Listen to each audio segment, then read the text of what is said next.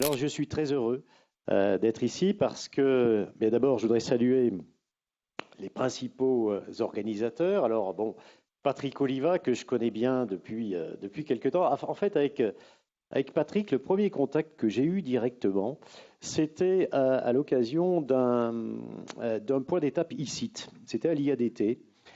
Et Patrick a pris la parole et a dit nous avons finalement tous les atouts ici pour faire de Clermont-Ferrand un pôle international de la mobilité durable. Et on a pris le temps de discuter juste après à la sortie de ce colloque. Et effectivement, et je voudrais saluer la constance et la ténacité de Patrick parce que c'est pas évident. Il a remué ciel et terre. Et il a pu, avec Clermont-Auvergne Métropole, que je salue, cher Henri, travailler avec Nicolas Ferrand, qui a fait un travail exceptionnel, avec d'autres, parce que quand on voit la qualité du programme, on se demande pourquoi il y a si peu de monde dans cette salle. La qualité des acteurs, la qualité de ce colloque, il doit être plus connu, bien entendu. Et puis, remercier la Fondation Michelin qui finance, remercier Maceo qui organise, et l'ensemble des acteurs publics, institutionnels, et les acteurs privés. Voilà, alors, écoutez, nous, à la région, nous sommes convaincus de deux choses. La première, c'est qu'un territoire, pour réussir, il doit se distinguer. Et se distinguer, pour cela, il doit se spécialiser. Le deuxième point, c'est qu'ici, sur Clermont-Auvergne Métropole, nous avons tous les ingrédients, tous les acteurs pour faire de ce territoire une grande capitale internationale dans le domaine de la mobilité durable. Alors, Orbimob se structure. Vous agissez, vous intervenez au niveau de l'enseignement, au niveau de la recherche, au niveau de l'expérimentation, au niveau de l'appropriation de l'opinion publique, au niveau du développement économique. Et quel est le rôle de la région là-dedans? En fait, nous avons structuré une filière mobilité, puisque la mobilité est l'un des 8 domaines d'excellence de la région. Et nous avons confié l'animation de cette filière mobilité au pôle de compétitivité CARA. Nous intervenons également au niveau de l'enseignement supérieur recherche innovation. Nous orientons des budgets au niveau en direction de la mobilité. De son côté, Orbimob est avec Clermont-Auvergne Métropole. Je crois que à l'avenir, nous pourrions peut-être gagner de plus nous parler, de plus être cohérents. L'acteur régional à travers CARA, Clermont-Auvergne Métropole, Orbimob. La deuxième chose que je voudrais dire, c'est que par rapport à cet événement et par rapport à ce dont nous disposons sur le territoire, il manque l'appropriation de l'opinion publique. Et je crois qu'il faut des projets pour incarner ça. Alors, on a plusieurs pistes. J'ai vu que cet après-midi, Éric Boudot, au nom de GCK, intervenait par rapport au circuit de charade. Le circuit de charade, il pourrait très bien s'y faire un technopole qui accueillerait les laboratoires publics, des laboratoires privés pour expérimenter la mobilité de demain. On parle des autoroutes du futur, on va rouler en rechargeant sa voiture par induction dynamique. On peut très bien expérimenter ce genre de technologie sur le circuit de charade. Pourquoi je dis ça?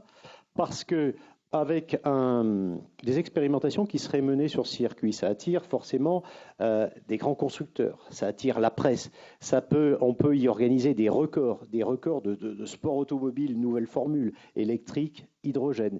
Et tout ça, ça change l'image d'un territoire et ça pénètre l'opinion publique. Alors, Clermont également peut être une vitrine des mobilités de demain. Qui sait que ici a été inventée la navette autonome? Peu de monde.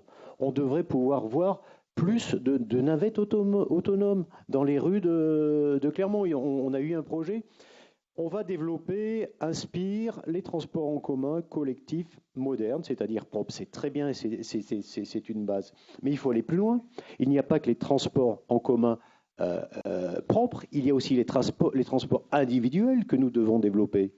Il faut faire en sorte que Clermont soit une capitale reconnue en matière de deux roues, de monoroues, de Segway, de trottinettes électriques. Bref, tout ce qui est lié aux mobilités, il faut que les gens, quand ils viennent à Clermont, ils repartent en se disant, bah, à Clermont, on sent qu'il se passe quelque chose. Est-ce l'influence de Michelin? Il y a des acteurs, il y a les mobilités qui s'inventent ici. Donc il me semble très important qu'il y ait des projets qui incarnent cette mobilité. Et puis, il faut que sur le fond, bien entendu, et là la région jouera son rôle, il y ait une recherche qui permette de faire avancer la mobilité de demain. Ici, sur le territoire clermontois, nous avons l'INP, nous avons Sigma, nous avons de nombreux organismes d'enseignement supérieur. Je me souviens, Patrick parlait d'une graduate school. Éventuellement, il faut qu'à Clermont, il y ait des projets qui sortent, des projets qui fassent avancer la mobilité à l'échelle mondiale. Voilà, je crois que nous avons la bonne taille pour ce territoire au niveau démographie. Au niveau sociologie, typologie, le rural, l'urbain, nous avons toute la recherche nécessaire en termes d'acceptabilité par l'opinion publique, au niveau juridique, etc. Nous avons tout pour faire en sorte d'appréhender cette mobilité de demain. C'est la bonne taille, ce territoire clermontois. Donc, nous avons vraiment tous les ingrédients du succès. À nous de plus nous parler encore entre régions, Clermont-Auvergne Métropole, hormis MOB, et puis de développer des projets qui incarnent ces territoires du futur. Voilà. Je suis très optimiste pour l'avenir. En tout cas, un grand merci aux organisateurs. C'est formidable ce que vous avez fait. La région est à vos côtés. Je vous souhaite un excellent travail pour cette journée.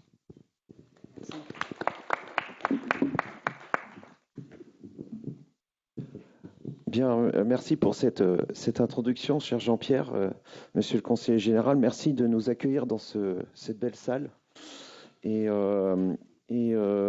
donc, je voudrais bien sûr m'associer au niveau des remerciements à la Fondation Michelin qui nous cofinance.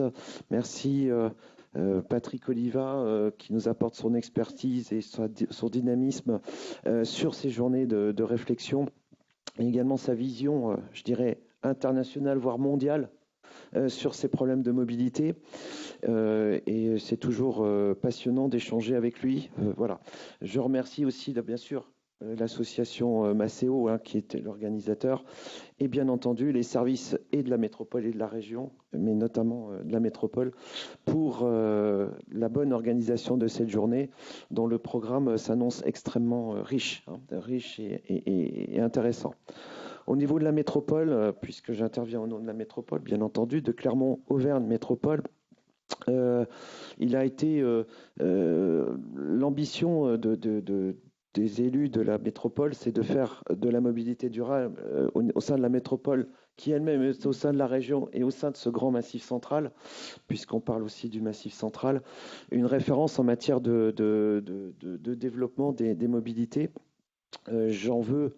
Tu l'as cité, mais le projet Inspire, je rappelle quand même que le projet Inspire, c'est la restructuration complète du réseau de transport en commun de la métropole autour de deux lignes structurantes, la ligne B et C, qui représentera environ 27 km de bus à haut niveau de service. C'est 280 millions d'euros d'investissement et ça va impliquer également la restructuration complète de toutes les lignes de la métropole, c'est-à-dire que c'est un projet qui va irriguer tout le territoire de la métropole, puisque l'ambition affichée est de mettre tout habitant de la métropole à moins de 30 minutes maximum, d'un grand centre urbain. Donc ça n'implique pas uniquement les lignes B et C, mais également l'ensemble du réseau. J'ajouterai à ça le plan cyclable de la métropole qui devrait aboutir à plus de 300 km d'itinéraires cyclables sur la métropole. Itinéraire cyclable qui sera 365 km très précisément sur le plan cyclable, avec un investissement d'une trentaine de millions d'euros sur 6 ans. Donc voilà ce quoi travaille la métropole, qui a voulu aussi que ces projets de mobilité, le plan de déplacement urbain, soient aussi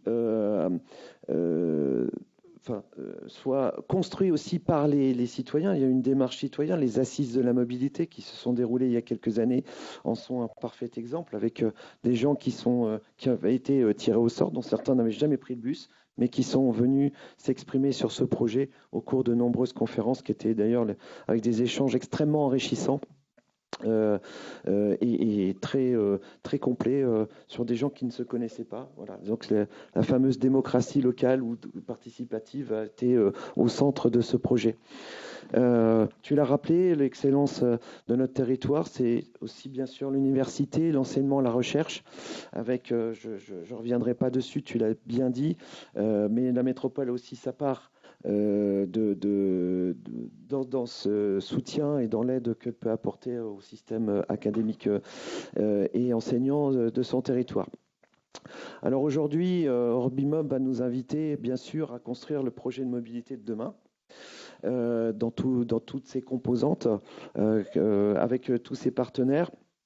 De nombreux acteurs de notre écosystème vont venir intervenir ce soir et dans les journées d'Ordimob avec des conférences de qualité et un programme qui est extrêmement riche avec de nombreux acteurs, qui soient entreprises, chefs d'entreprise, qui soient collectivités, que soient chercheurs, etc.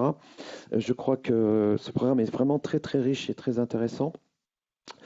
On aura l'illustration de projets qui soient petits projets, mais qui sont importants s'ils sont essaimés sur tout le territoire, mais aussi des projets de qualité avec des acteurs type qui vont définir. Je pense que ces journées vont définir un cadre stratégique pour construire un projet de mobilité de demain sur la métropole, la région et le Massif central. Voilà. Donc bravo aux organisateurs, bravo. Je regrette aussi qu'il n'y ait pas plus de monde dans cette salle, mais je crois qu'il y a pas mal de gens en visio. Je ne sais pas le nombre, mais et c'est quelque part ce type d'événement en mixte présentiel et visioconférence qu'il va falloir développer demain, dans la mesure où on a bien vu l'intérêt de la visioconférence lorsqu'on ne pouvait pas se réunir, mais je pense qu'il ne faut pas oublier cette technique pour le futur. Pour les journées comme celle-ci, pour l'avenir. Voilà, je vous souhaite tous une excellente journée, de profiter de ce programme exceptionnel qui nous est proposé et merci pour votre attention en tout cas.